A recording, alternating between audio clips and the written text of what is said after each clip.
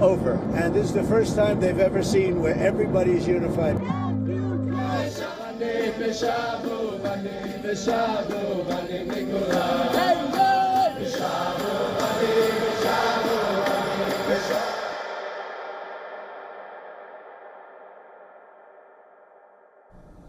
US President Donald Trump has praised what he described as a tremendous day for West Asia, following the signing of a declaration aimed at solidifying a ceasefire in Gaza alongside other regional leaders in Egypt.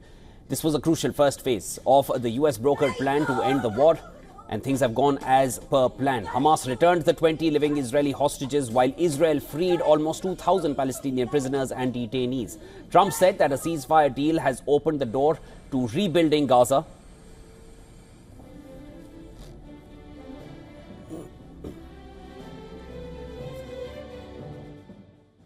The rebuilding is maybe going to be the easiest part. I think we've done a lot of the hardest part because the rest comes together. We all know how to rebuild, and we know how to build better than anybody in the world. Egyptian President Abdel Fattah el-Sisi said the Gaza deal closes a painful chapter in human history and sets the stage for a two-state solution.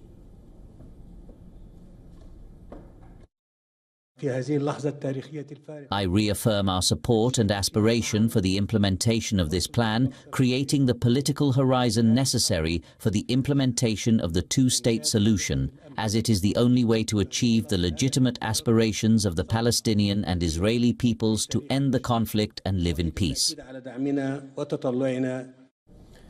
European Council President Antonio Costa said the Egypt summit marked a day of hope for peace, while stressing that achieving a lasting solution would require continued international commitment. And my presence here, the presence of all the leaders here, is to express a clear engagement and commitment to the success of this plan. And this is the most important. Among those also in attendance was French President Emmanuel Macron, Italian Prime Minister Giorgia Meloni, and UK's Prime Minister Keir Starmer, among others. Canadian Prime Minister was also there, Mark Carney. The UK Prime Minister said that UK is prepared to help monitor the ceasefire in Gaza and assist in the disarmament of Hamas, drawing on lessons from the Northern Ireland peace process. The disarmament of Hamas, that remains a key point of contention, along with the scope and timeline of Israeli troop withdrawal and the future governance of the Gaza Strip. Asked when phase 2 of negotiations on a peace agreement will begin, Trump replied, "It's started." He said the phases are all a bit mixed in each other.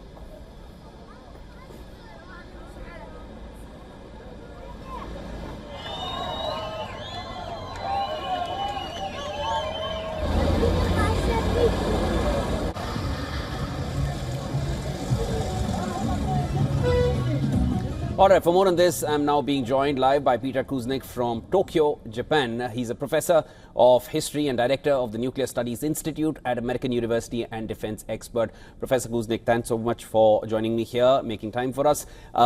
Plan for Gaza now. What is it going to be? What's phase 2 going to be when there are so many loose ends? It's historic what has happened. There's no doubt, there's nothing taking away from what has been achieved as part of phase 1.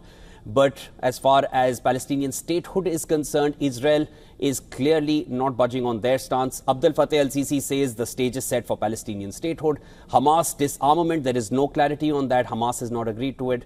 The troop withdrawal for Israel, there is no timeline for that. What's phase 2 going to look like?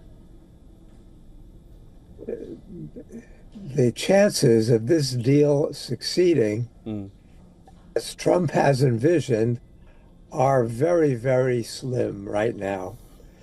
They have not agreed on the most important points. This is a kind of deal-making, peacemaking that's upside down. Usually you get agreement on all the details, so you know what you're going to do going forward. Here they've got an important step of stopping the fighting. It's going to open the door to humanitarian aid and food aid especially getting in. And that's very good because there was a genocide taking place. And the fact that that has stopped even temporarily is a very good sign. But the problem is that Hamas's goals and Netanyahu's goals are directly contradictory. Netanyahu has made clear that he won't accept a Palestinian state, that he doesn't approve of a two-state solution, that he wants Hamas destroyed, and he wants Hamas to have no role in governing. Hamas, on the other hand, has not agreed to disarm and wants to play a role in the future government. So the real issues that have stopped the momentum for peace deal in the Middle East for decades are still there. I hear your point. Professor, let me just come in there. If I understand and I agree with what you're saying fully. But if we were to just look at it in a positive light, what happened yesterday on the 13th of October had not happened in the last 2 years. In one phase, all those hostages coming back, at least the living ones, they've been returned to Israel. This could not have been achieved it wasn't achieved in the past. Let's face what has happened. Looking at it in that positive light, do you feel if they were able to get it till here, maybe Trump can push it towards reaching a resolve on those core issues which clearly remain unresolved at this point? They could have gotten this at any point. Had Netanyahu wanted to get those hostages back, had that been a priority, as the Israeli public has been demanding, Netanyahu could have ended the fighting and gotten those hostages back when there were more of them alive. But he chose not to do so. And Trump could have ended this at any point by stopping U.S. military and financial aid to an Israeli government that was committing genocide. So I guess I don't fully agree with you. While I do say it's a step in the right direction, I don't agree that this couldn't have happened earlier, because there were most people in Israel and many people among the Palestinians certainly who wanted to see this take a very different direction much earlier, and more lives could have been saved, and less of Gaza could have been destroyed, and more Israeli lives could have been saved. So we should have. And Professor, and Professor, as far as phase 2 is concerned, Trump is saying that the war has stopped, it's over, and phase 2 has already started. It's all a little mixed up. But, one can't help but recall the previous time there were phases in that ceasefire deal, which was earlier in this year, a deal which Biden had proposed. And when it came into play, that deal never saw phase 2 because phase 1 never ended fully, and then phase 2 never started, and it all went really bad after that, March onwards, which now we've seen a final ceasefire ever since in the last all those 6-7 months. Do you feel phase 2 has the potential to bring these two sides to any kind of a resolve? And as far as the reconstruction of Gaza is concerned, Trump says that's the easy part. The difficult part is already gone, whereas the core issues are not resolved. How do you see these comments? You look at the magnitude of the problem of rebuilding Gaza. The United Nations has reported it will take 20 years to just get rid of the rubble there. This is mind-boggling. On top of which, we're going to have to see, if we want to have hope for the future, then this kind of extreme right-wing Netanyahu government is going to have to be replaced by a centrist government, and Hamas is going to have to be willing to give up power in Gaza. But the Palestinian Authority in its present state is certainly not capable of either taking control in the West Bank or in Gaza. So what we're going to need is tremendous political reconstruction and economic reconstruction in both Israel and among the Palestinians.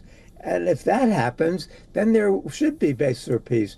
Remember that Israel used to have a very powerful peace movement. It used to have labor governments. It was once considered a progressive country. And the Palestinians have had much better leadership at times in the past also. But we're going to need to see a different attitude, probably very, very different people. And the United States cannot force this down the throat of either Israel or the Palestinians. And the Palestinians don't trust Trump as an honest broker. As Netanyahu has said, he's the greatest friend that Israel has ever had among U.S. presidents because he's been totally in Israel's. I hear your point. I hear your point, Professor Kuznick. We're all hopeful, and we're glad to see some progress being made, but we have to go into this with our eyes wide open, not with rose-tinted glasses. All right, I'll leave it there. Thanks so much, Professor Kuznick, for joining me here on the broadcast. Core issues still remain, but there is optimism now, still cautious optimism, as we can call it. Thanks so much. That was Professor Kuznick joining me from Tokyo.